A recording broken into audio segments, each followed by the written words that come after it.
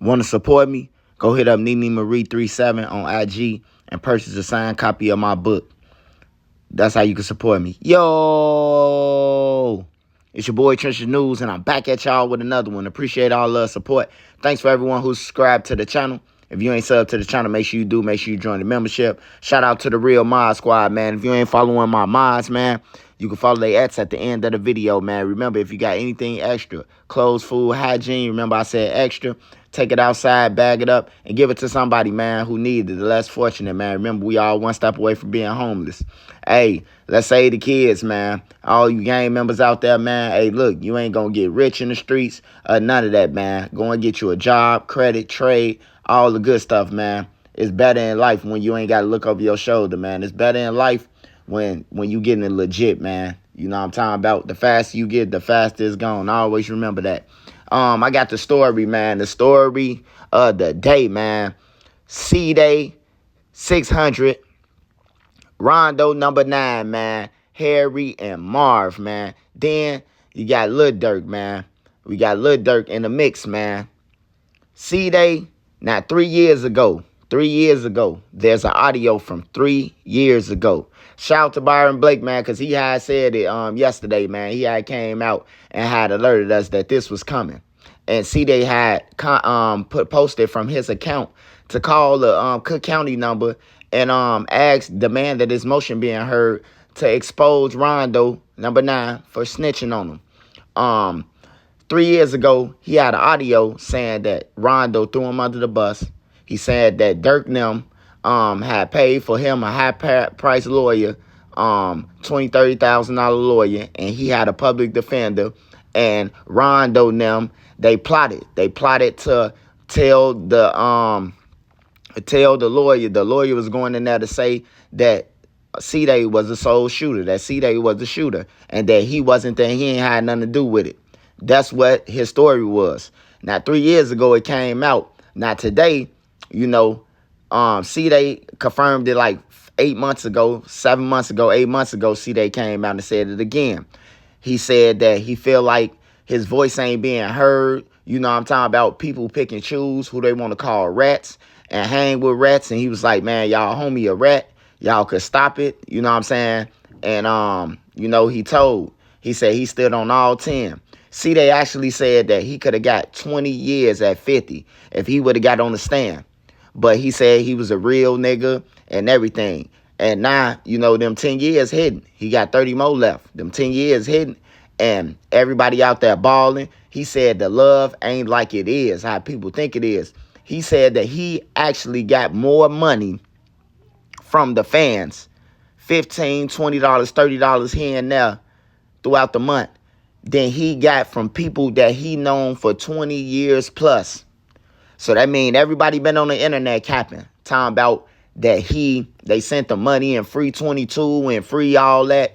Hey, look, they ain't sending no money, man. He even including D Rose. Now he said that he saying that on his new comeback that somebody else was the shooter, that somebody else shot. He walked up to the car of Javon Boyd. If y'all know who Javon Boyd is, that was the guy who they suspected of having some type of connection, or he was the driver doing the L.A. Capone hit, which he wasn't, because we already know that Big A, Rockhead, Lil Mick, and the other guys was there in the paperwork. So we know Javon Boyd didn't have nothing to do with it, and he was old enough to be their daddies. You know what I'm saying?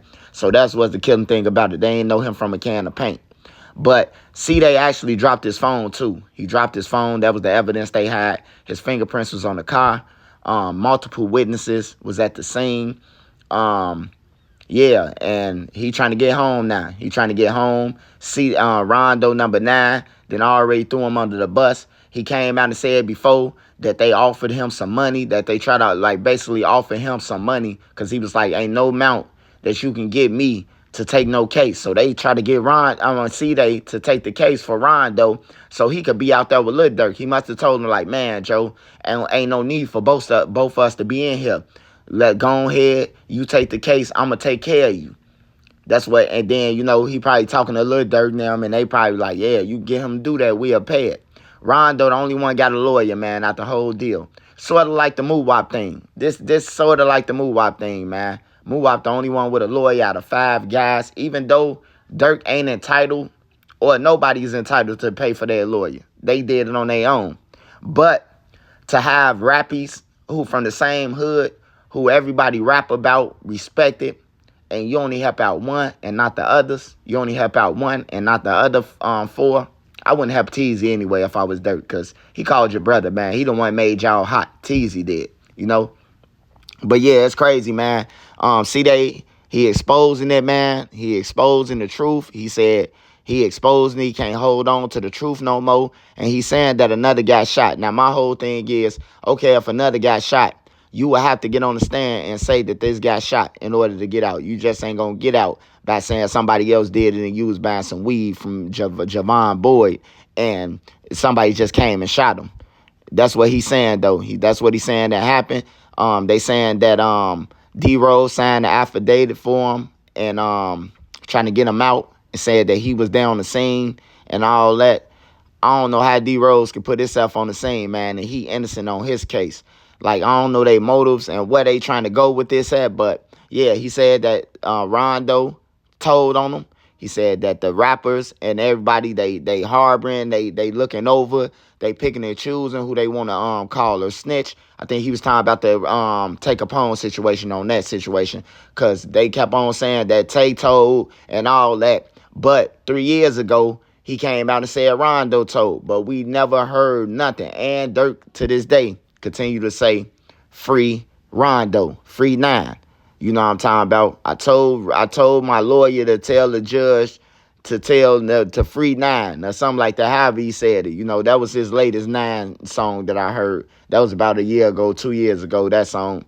But yeah, Cdai came out, man. He said that he tired of it. He been mistreated in jail. He said that he was basically a good message to the youth, man. Hey, look, go live your life. He said he don't regret anything except for doing the shit that he did for guys that didn't never give a about him, man. I'm telling you, man, it was real deep on that audio, man. Y'all can find that audio. All you gotta type in is Cdai says that Rondo snitched on him or told on him. It's something like that, man. And then it's an audio from 3 years ago. And it was deep. And then he came out through Byron Blake and said what he said yesterday, not today. He came out on his page, you know what I'm saying? He ain't posting a minute. And said what he said, man. He said that you guys could call this number for him. If you want to look out for him, call the number and demand a motion so that the paperwork could be out there, so that all these rappers, so probably he doing it so he can get some help.